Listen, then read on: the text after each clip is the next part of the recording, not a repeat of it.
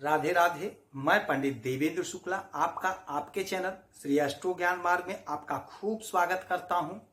Mean राशि 1 से 31 मई, इच्छा पूर्ति, नौकरी का प्रबल योग, सपने साकार। संपूर्ण जानकारी सरल शब्दों में, सरल भाषा में, सरल उपाय के साथ आपसे निवेदन है, प्रार्थना। आपने लाखों उपाय किया, एक उपाय मैं भी बताता हूं, करेंगे तो हो सकता है लाभ हो। लाभ हुआ तो आपके जीवन की दिशा और दशा बदल जाएगी। हमसे जुड़ जाइए, अपडेट रहेंगे। जुड़ने के लिए हमारे चैनल को सब्सक्राइब कर लीजिए, आपका एक पैसे का खर्च नहीं। छोटा छोटा उपाय बताता हूं, उपाय को करते चलें, हो सकता है लाभ हो जाए। मीन राशि, मई का महीना चमत्कारी महीना, चमत्कारी परिणाम दिलाने वाला महीना। महापरिवर्तन होगा, 5 ग्रहों का महापरिवर्तन। सूर्य का, बुध का, गुरु का, राहु का, केतु का, 5 ग्रहों का महापरिवर्तन, 5 बड़े ग्रहों का महापरिवर्तन। बुध का तो 2 बार परिवर्तन होगा। इसका आपके जीवन पर क्या असर पड़ेगा, क्या होगा, क्या मिलेगा, ध्यान से सुनेंगे तो बात समझ में आएगी। मैं बड़े सरल और स्पष्ट शब्दों में समझाता हूं, तो ध्यान से सुनिएगा। देखिए, इस समय में आपके लिए सफलता का द्वार खुल गया है। यह मई का महीना सफलता का द्वार खुल गया है। नया दौर शुरू हो गया है। कोशिश करना है, प्रयास करना है। ग्रहों की जो स्थिति बनेगी वह यह होगी कि बुध, शुक्र, राहु, शनि एक साथ पहले घर में, सूर्य दूसरे घर में, गुरु तीसरे घर में, चंद्रमा चौथे घर में, मंगल 5वें घर में, केतु 7वें घर में। किंतु आप देख रहे होंगे बुध यहां भी लिखा है, यहां भी, सूर्य यहां भी लिखा है, यहां भी लिखा है, राहु यहां लिखा है, केतु यहां लिखा है। हां, यही परिवर्तन होगा इसी महीने में।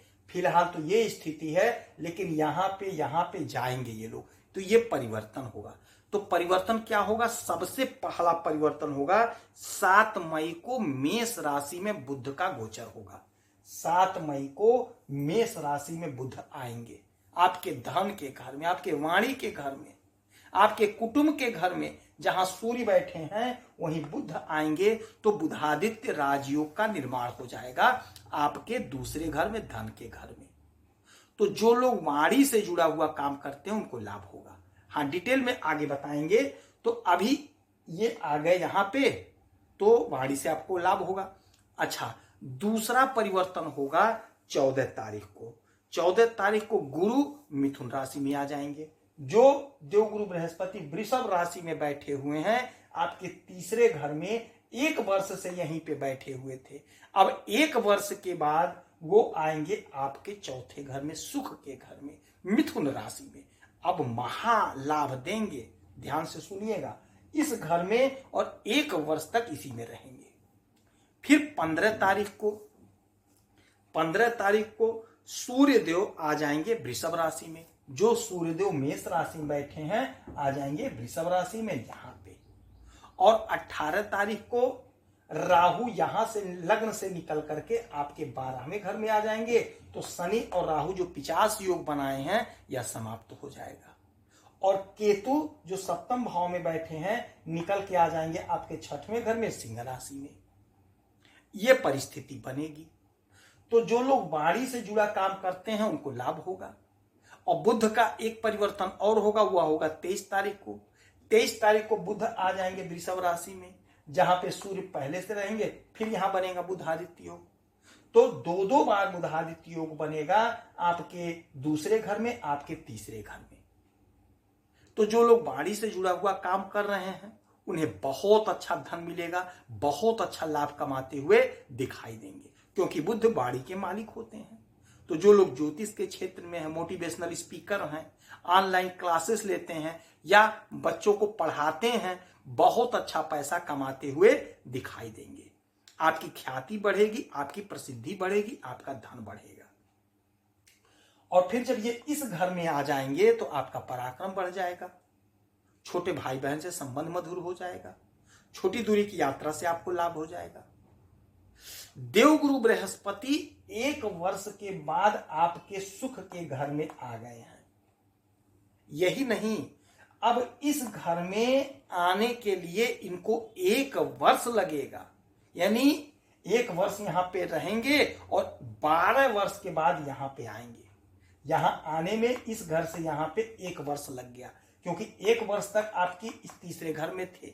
1 वर्ष के बाद यहां पे आए हैं आपके इस घर में, क्योंकि 1 वर्ष तक यहीं पे थे। अब सुख के घर में 1 वर्ष तक रहेंगे और 12 वर्ष के बाद जब ये सुख के घर में आते हैं तो यकीन मानिए भूमि भवन वाहन का सुख देते हैं।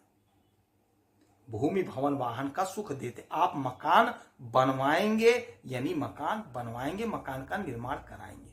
अब आप ये कहेंगे गुरुजी 12 वर्ष के बाद फिर मैं मकान बनवाऊंगा, क्योंकि 12 वर्ष के बाद फिर यहां पे आएंगे। जी हाँ, नहीं मकान बनवाएंगे तो उसमें कुछ मरम्मत कराएंगे। देवगुरु बृहस्पति जब भी आते हैं सुख के घर में, चौथे घर में, तो व्यक्ति वह जातक मकान से जुड़ा कुछ ना कुछ काम अवश्य करता है। चाहे मकान खरीदेगा, चाहे जमीन खरीदेगा, चाहे मकान का निर्माण कराएगा, चाहे निर्माण कराएगा, कुछ टूट फूट है उसका मरम्मत कराएगा। अच्छा, देवगुरु बृहस्पति की अमृतमयी दृष्टि होती है। इनकी 3 दृष्टियां होती हैं, 5, 7 और 9। तो 1, 2, 3, 4, 5, 5वीं दृष्टि पड़ेगी आपके 8वें घर पे। तो अचानक से सडनली कोई बहुत बड़ा लाभ मिलेगा।